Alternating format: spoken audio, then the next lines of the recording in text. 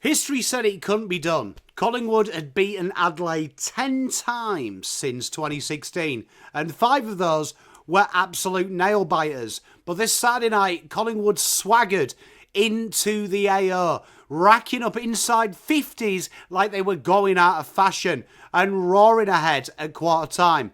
Yet, by the final siren and a record crowd of 54,000, the Crows had done what seemed impossible. They not only erased the deficit, but etched a lordly 59-56 win in what was a game of marbles. They did this with fewer inside 50s, and Collingwood dominated the territory, clearances and tackles. Yet, that Crows defence refused to crack. It wasn't an upset, it was a statement.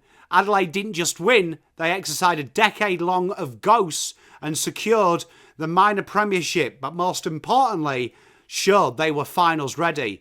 With belief coursing through every vein and every sinew, they proved this isn't going to be a flash in the pan. Let's get into it.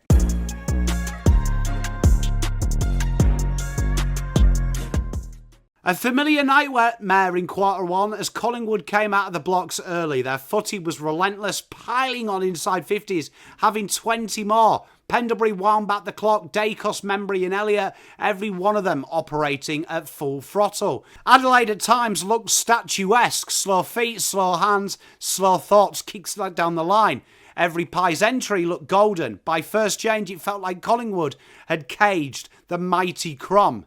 But in the quarter two, the cavalry arrived. Mark Keane and Josh Worrell, after being a brick wall, became an intercept threat. Every spoil, every deflection felt like Adelaide's offensive spark was beginning. Their defensive structure was so fierce that as Collingwood's inside 50 count got higher, the territory yielded nothing, and Adelaide crashed in. Fogarty, Walker, Rankine chipped in with goals, and there was a sense of relief and a real belief about this side. Scoreboard momentum is important, and within minutes the mood had flipped. Adelaide had rode this wave of momentum, and Collingwood now looked very under pressure and very cagey, and they weren't getting any progress when they did have the ball. Quarter three, the rain arrived and territory tilted back to Collingwood, but again, they just had wasteful inside 50s. There was no connection. On the other hand, Adelaide's defensive structure didn't surrender. Contest after contest, entry after entry, defenders rose repeatedly, and the scoreboard stayed stubbornly close. There is a term at the moment called crow throw. It really did become a pressure furnace, and Adelaide had managed to turn that pressure into their fire. Collingwood had a chance to break free, but they couldn't. Elliott nailed one right before the quarter siren to keep it within 2 points. But the final quarter was a classic finals footy. Stiffness, Peatling snaps an Adelaide goal in the lead. Moments later, Crisp answered. Thilthorpe's sword marked amid traffic, pushing Adelaide back ahead. As Collingwood searched, Adelaide didn't look scared. They had no anxiety. They were composed. Dacos grabbed them within 3 late, but Keane, Worrell and Dawson stood firm, blanketing every final surge and suffocating the pressure. When the siren sounded, this wasn't just a win, this was a redemption and another statement for both sides. On paper, Adelaide have everything stacked against them. Collingwood outgunned them in all the key metrics. More inside 50s, more clearances, more tackles. Yet in footy, not all metrics measure meaningfully and equally. Adelaide's inside 50s were efficient, Collingwood's weren't. The Crows forced high-risk entries, poorly executed kicks, and feasted on repeat turnovers. Their defence geometry funneled Pies runners wide, sent them into congestion, and forced rush kicks, and yielded very little. Adelaide's structure boasted disciplined spacing from the backs to the forwards. Keane and Worrell weren't just intercepting, they were feasting on Collingwood's poor entries. Leadership spread across 5 or 6 key contributors as well for the Crows. Walker, Fogarty, Rankine, Dawson. Collingwood had no one to spar with. Collingwood, by contrast, were strong themselves. Dacos and Pendlebury and Sidebottom did very well. But when it came down to the crunch, their impact was hemmed.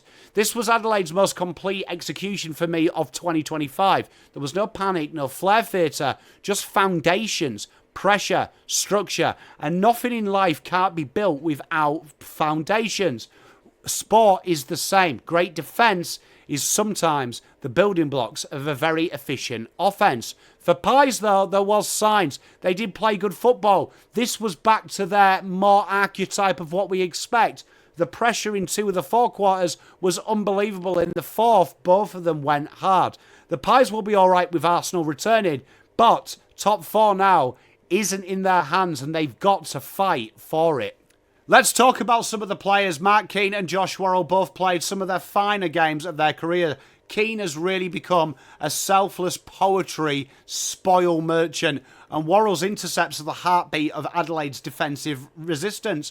Not much is talked about Adelaide's defence, it's all about their offence, but their backman with Nick Murray there is really the glue that holds them all together. And let's talk about Captain Dawson. Marshalled this game. He was impressive, was everywhere when it counted. Rankine is that spark that gets the mids and the forwards going, and the three up front, Walker, Fogarty and Thilthorpe, are absolutely brilliant. For the Pies, Dacos had a lot of the ball and a goal, but couldn't get them going. Pendlebury, he was fantastic early and really stopped Adelaide. And Sidebottom and Crisp really tried and got around the ground, but at times their brilliance was checked. That backline definitely needs Howe in there, and I think it will be very impressive to see how it works. Dan Houston on the wing was a highlight though. He really got them forward, and that's going to be really impressive as we move on to the big part of the season. Culturally, this game felt like a rite of passions for both sides. Adelaide is not only the punchy underdog now, they're disciplined standard builders. And Collingwood, meanwhile, they started 14-2. They looked flat-footed and fragile. They definitely did find something. The Pies have cracks, but they've started to put their head up at the pulpit. Adelaide are probably the team to beat, along with Brisbane this weekend, who were very impressive. This was not a masterclass. This was more of a declaration of Adelaide just didn't want to win. They earned a legitimacy. They've anchored belief down back, structure, depth and poise under fire. They've locked in that top finish, 2 home finals, and Adelaide Oval is a fortress. Collingwood, their Premiership light does flicker. Life is in them though. They are in the trenches. They might be porous at the minute with their defence, and the shortcut from midfield to forward isn't great. But as the season teeters, they will be there when the light starts to fade. So here's the question. Are Crows finals built and finals ready? And what about Collingwood? Did they find something in this? And how far can they go once the troops return? Make sure you like and subscribe. We're well on our way to 10k. Thank you very much for watching. Can't wait to talk about these two sides in the final. See you tonight with the wonderful Big Footy Tiger cast. Can't wait to run down the week. See you later. Pom out.